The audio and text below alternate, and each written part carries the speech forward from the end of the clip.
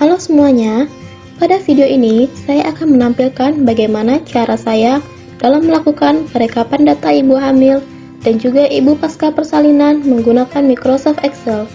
Yuk tonton video sampai habis ya.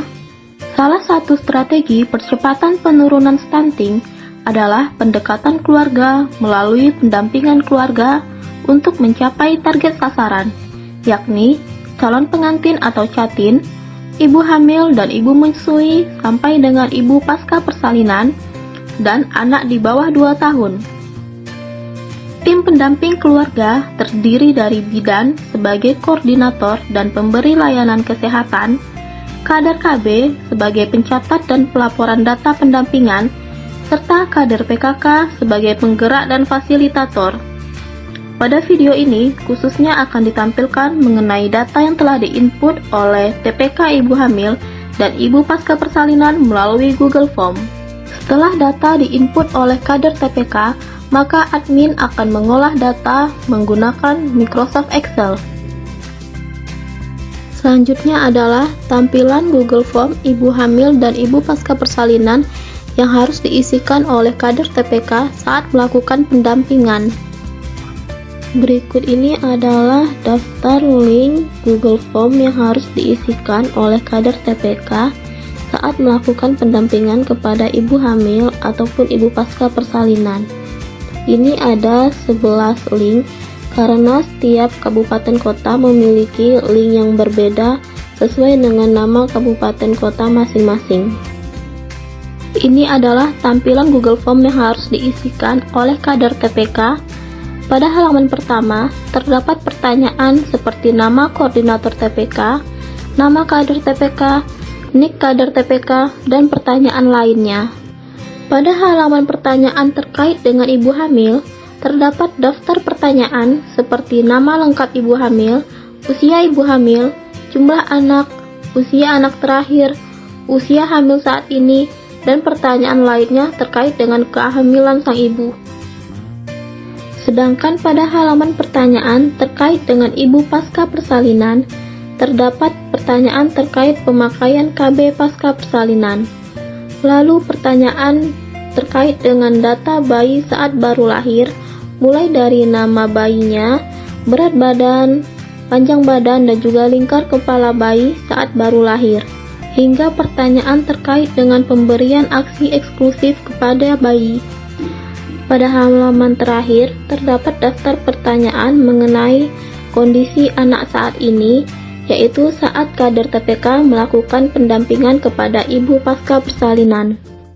Selanjutnya, saya akan menampilkan cara mendownload spreadsheet menjadi format Microsoft Excel agar data ibu hamil dan ibu pasca persalinan lebih mudah untuk direkap dan juga diolah. Langkah pertama yaitu dengan mengklik link spreadsheet yang telah dibagikan kepada masing-masing admin kabupaten kota, atau bisa juga dengan cara mengetikkan linknya pada browser yang biasa digunakan, yaitu ketik bit.ly _hasil pemantauan TPK, lalu tekan enter. Setelah tampilan spreadsheetnya terlihat seperti ini, untuk mendownload spreadsheetnya menjadi format Excel, kita bisa klik file, lalu pilih download, dan kita pilih Microsoft Excel. Setelah file selesai di-download, biasanya file akan tersimpan di folder download yang ada pada komputer yang Anda gunakan. Selanjutnya, saya akan menampilkan cara melakukan filter data pada Microsoft Excel. Saat Microsoft Excel dari hasil pemantauan kita buka, maka akan terlihat data seperti yang ada di layar, yaitu data hasil dari pelaporan kader TPK yang ada di lapangan. Di sini bisa kita lihat bahwa datanya masih bercampur antara data ibu hamil dan juga ibu pasca persalinan. Saya akan mencontohkan cara memisahkan data antara ibu hamil dan juga ibu pasca persalinan dengan menggunakan fitur filter.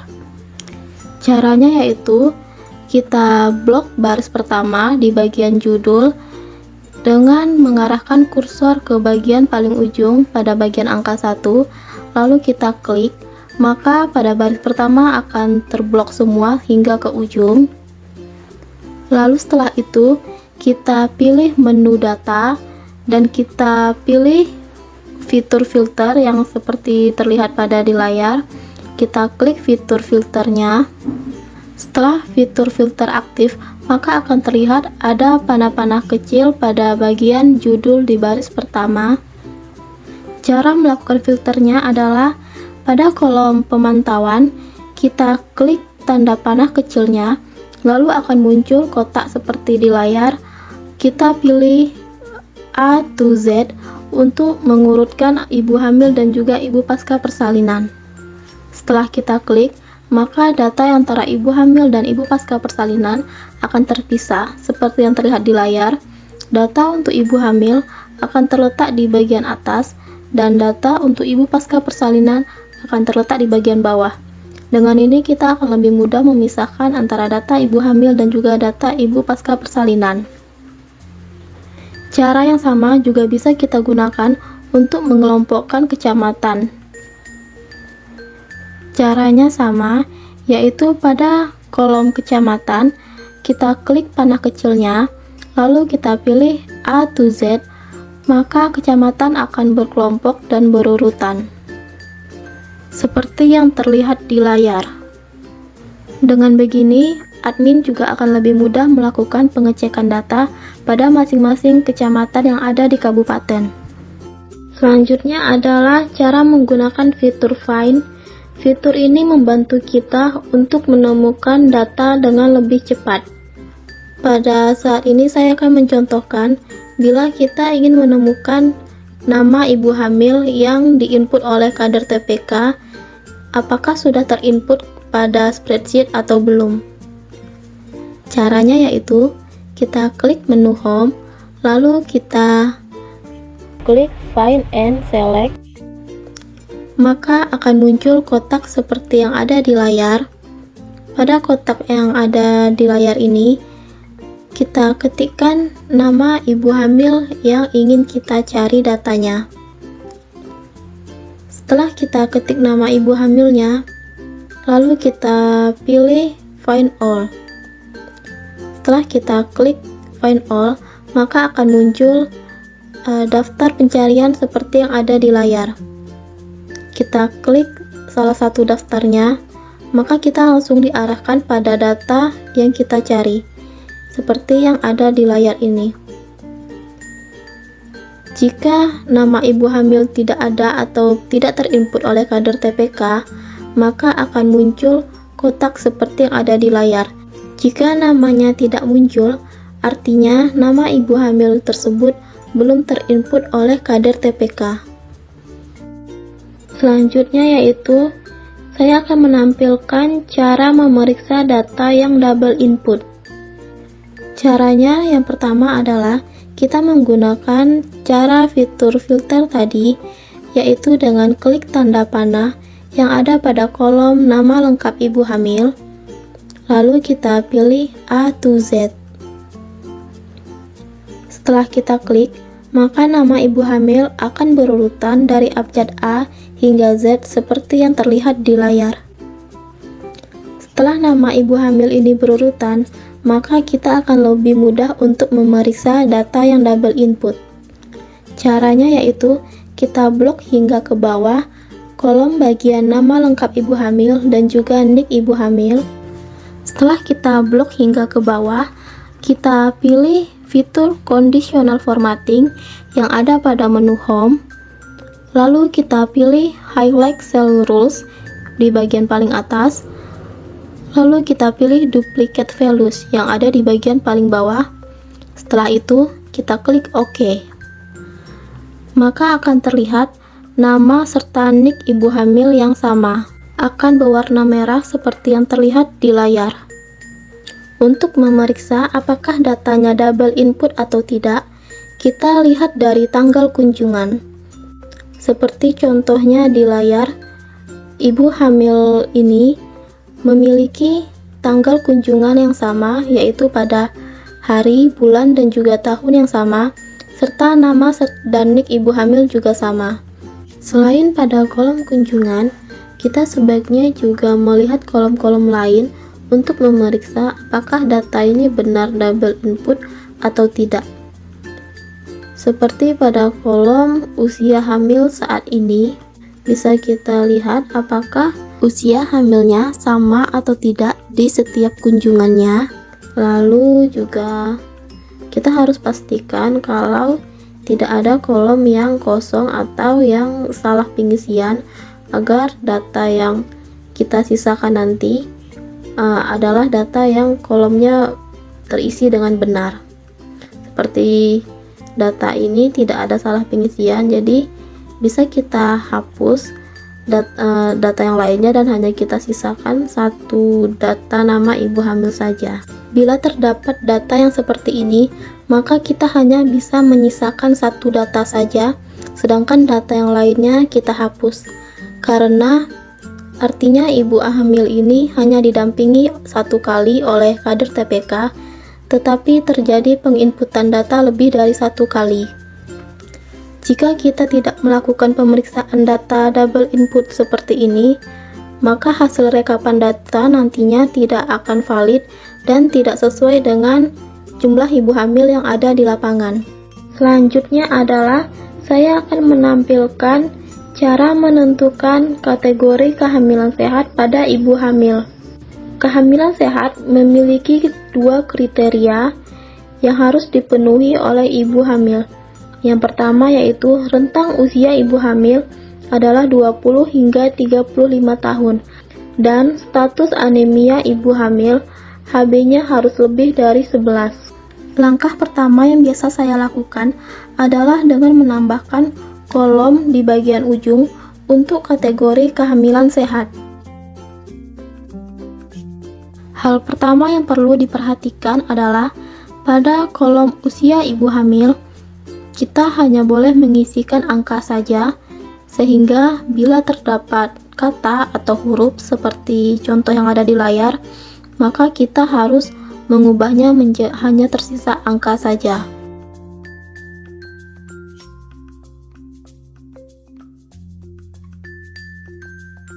Di sini saya menggunakan rumus if untuk menentukan kategori kehamilan sehat pada ibu hamil, yaitu pada baris pertama kolom kehamilan sehat, kita ketikkan rumusnya sama dengan if buka kurung and buka kurung lagi not, lalu kita buka kurung lagi, kita pilih di baris pertama pada kolom usia ibu hamil, kita klik di baris pertama pada kolom usia ibu hamil, lalu kita ketik lagi pada rumus yang tadi simbol kurang dari 20, lalu kita tutup kurung dan kita ketik tanda titik koma.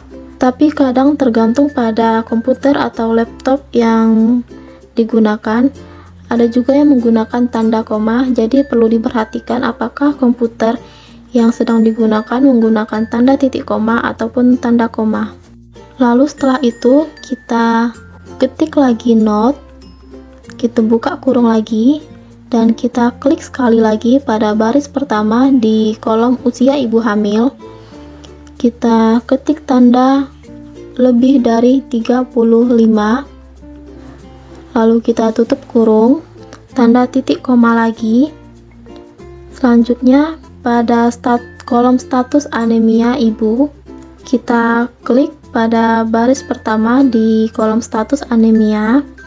Pada rumusnya kita ketik sama dengan tanda petik 2 tidak anemia spasi dalam kurung HB lebih dari 11 gram per DL tutup kurung tanda petik 2 lagi,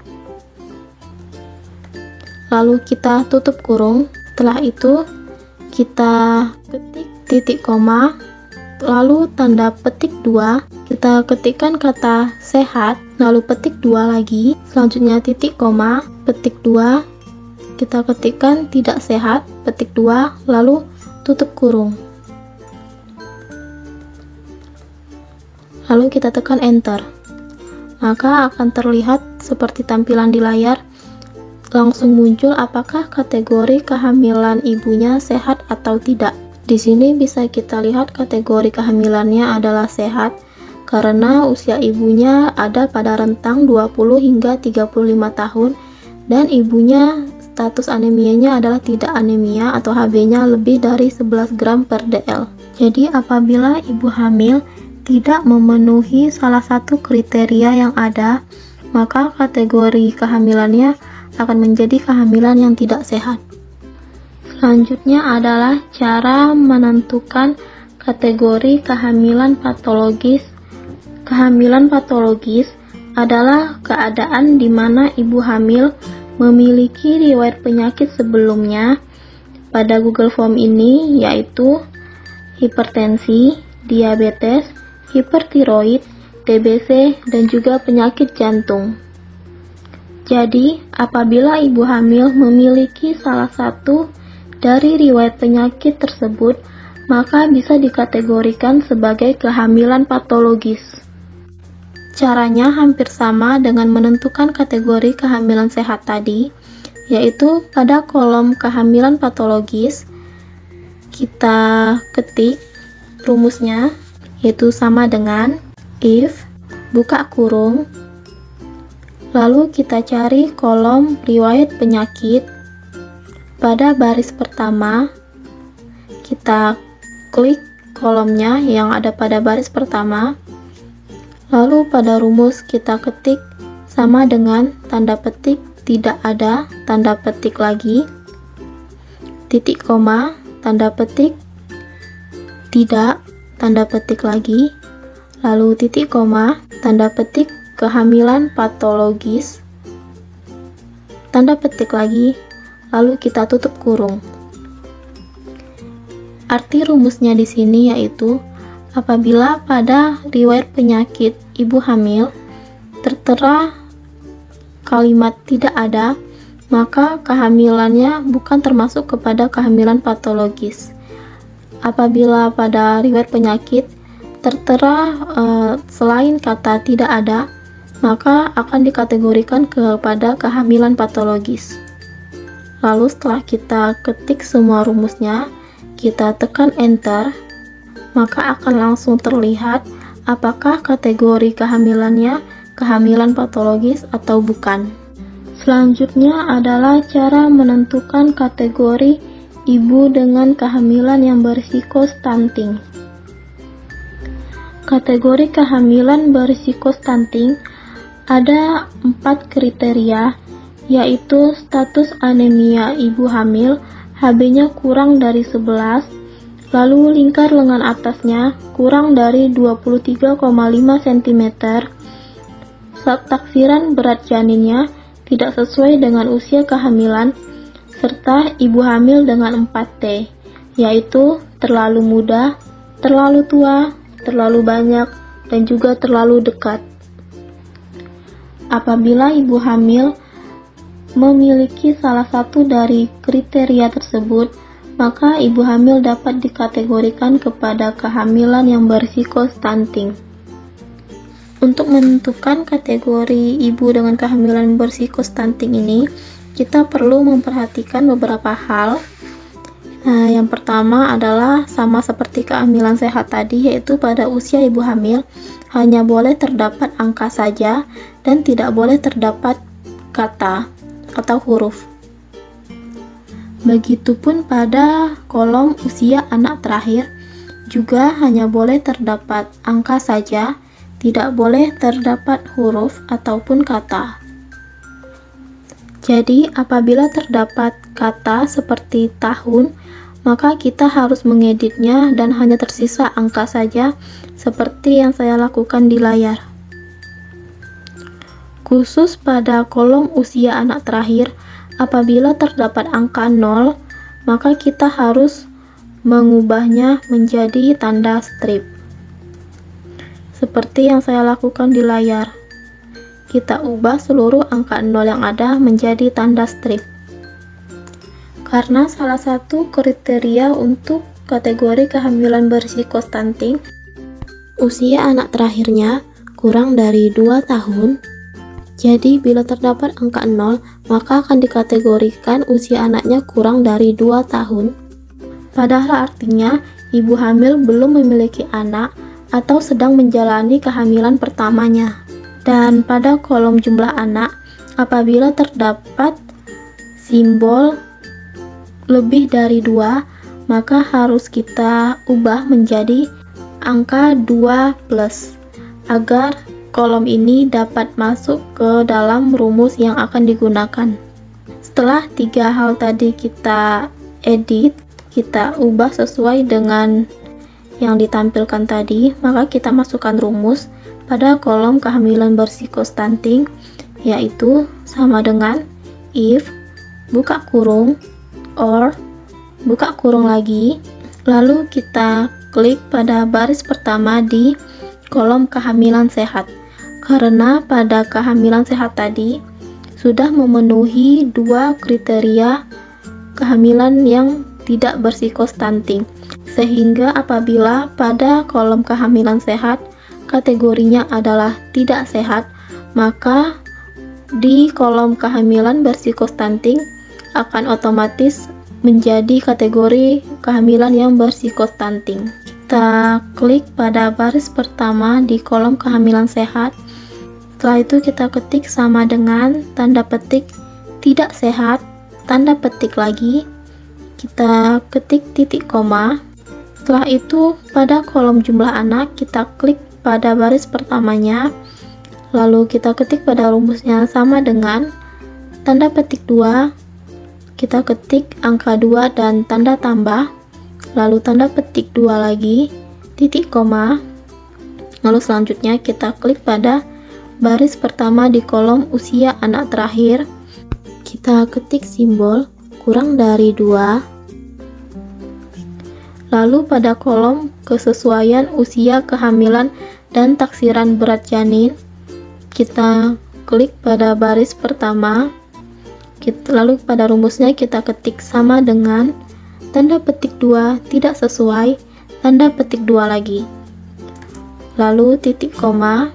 Lalu pada kolom lingkar lengan atas di baris pertamanya kita klik, lalu kita ketik sama dengan tanda petik 2, kita ketikkan kurang dari 23,5 cm, lalu tanda petik 2 lagi, kita tutup kurung, titik koma, tanda petik 2, kita ketik berisiko stunting, petik 2 lagi, lalu titik koma, petik 2 lagi, kita ketik tidak, lalu petik 2 lagi.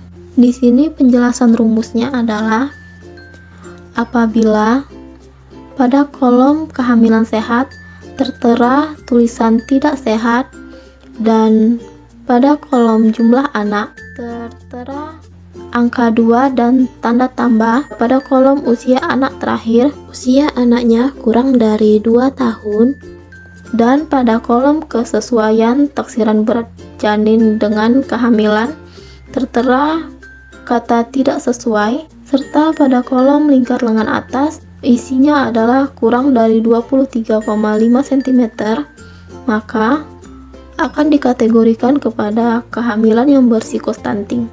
Jadi apabila ibu hamil memiliki salah satu dari kriteria ini, maka akan langsung dikategorikan kepada kehamilan yang berisiko stunting. Setelah seluruh rumus ini diketik, lalu kita tekan enter dan akan terlihat langsung hasilnya, yaitu pada ibu hamil ini ternyata ibu hamilnya tidak memiliki kehamilan yang berisiko stunting. Bisa kita lihat itu karena di sini usia ibu hamilnya 27 tahun, jumlah anaknya 1, dan usia anak terakhirnya adalah 5. Kesesuaian usia kehamilan dengan TBC-nya yaitu sesuai. Lingkar lengan atasnya juga lebih dari 23,5. Karena itu kategori kehamilan ibunya bukan termasuk ke dalam kehamilan yang berisiko stunting. Untuk baris-baris selanjutnya, kita tidak perlu memasukkan rumus satu-satu seperti yang saya contohkan tadi. Kita hanya perlu memblok baris pertama pada 3 kolom ini, yaitu kolom kehamilan sehat, kehamilan patologis, dan kehamilan berisiko stunting. Kita blok 3 baris paling atasnya yang telah kita isikan rumus tadi. Setelah itu kita copy, lalu pada baris di bawahnya kita pastekan, maka akan langsung terlihat hasil dari rumus yang kita ketikkan tadi. Cara lainnya yaitu kita blok baris yang sudah kita masukkan rumusnya, lalu kita tarik hingga ke bawah tergantung pada data yang sedang diolah. Kita tarik hingga ke bawah sesuai dengan yang kita inginkan, maka akan langsung terlihat di sini hasil dari rumus tadi sesuai dengan kategori masing-masing. Kita ambil salah satu contohnya di sini, yaitu yang berisiko stunting. Kita lihat pada kriteria mana dia masuk berisiko stuntingnya. Bisa kita lihat usianya 25 tahun, berarti bukan dari usia. Lalu jumlah anaknya juga masih 0, usia anak terakhirnya juga tidak ada. Kesesuaian TBC dan usia kehamilannya juga sesuai. Status anemianya juga lebih dari 11.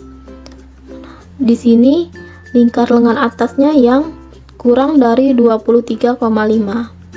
Maka karena ini masuk dalam kriteria, karena itu ibunya dikategorikan ke dalam kehamilan yang berisiko stunting. Karena lingkar lengan atasnya kurang dari 23,5. Boleh kita periksa yang data yang lainnya, satu data lagi. Itu di sini dia juga kehamilannya tidak sehat. Kita akan lihat kriteria apa saja yang dimiliki oleh ibu hamil sehingga bisa dikategorikan kehamilan yang berisiko stunting. Dari sini usia ibu hamilnya adalah 19 tahun, artinya ini kurang dari 20 tahun. Sehingga dari sini saja kita sudah bisa langsung lihat kriteria usia ibu hamilnya masuk ke dalam kategori kehamilan yang berisiko stunting. Lalu jumlah anak juga 1, di sini usia anak terakhirnya juga 1,6 tahun. Artinya usia anak terakhirnya kurang dari 3 tahun, sehingga juga masuk ke dalam kategori kehamilan yang berisiko stunting.